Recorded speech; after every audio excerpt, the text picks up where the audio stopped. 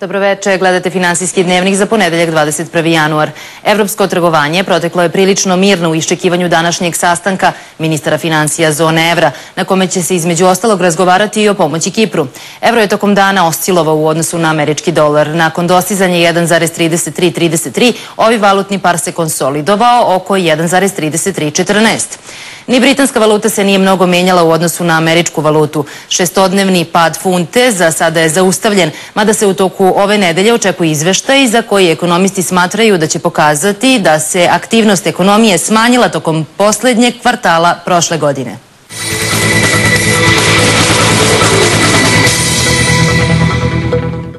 Japanske akcije su pale, tako da je Nikkei 225 pao sa maksimalnog nivoa u posljednje 32 meseca.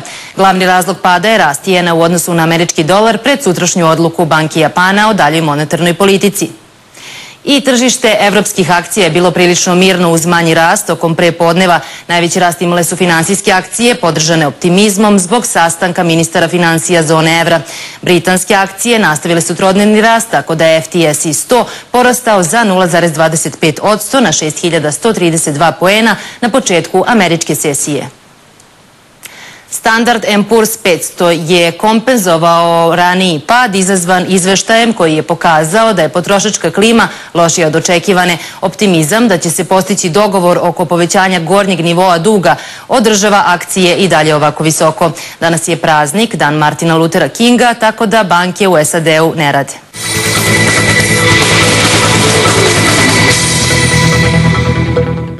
Cena zlata nastavila je da raste ka mesečnom maksimumu tokom evropskog trgovanja. Rast cene nastavljen je drugu uzastopnu nedelju zbog spekulacija da će Banka Japana povećati finansijsko stimulisanje ekonomije. Cena sirove nafte je pala sa najvećeg nivoa u poslednjih 4 meseca pred sastanak ministara financija zone evra. Tokom prepodneva trgovanje je bilo prilično mirno, kako je debata oko povećanja gornjeg limita duga uticala na smanjenje sklonosti i riziku investitora. Cena pšenice nastavila je sa rastom zbog spekulacija da će se globalne zalihe smanjiti kako suša preti da ugrozi prinos u Sjedinjenim Američkim Državama, koje su najveći svetski izvoznik.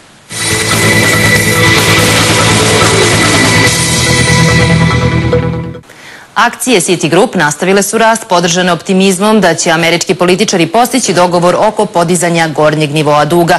U petak akcije ove banke zatvorile su se na ceni od $41,66, što predstavlja rast od 1%.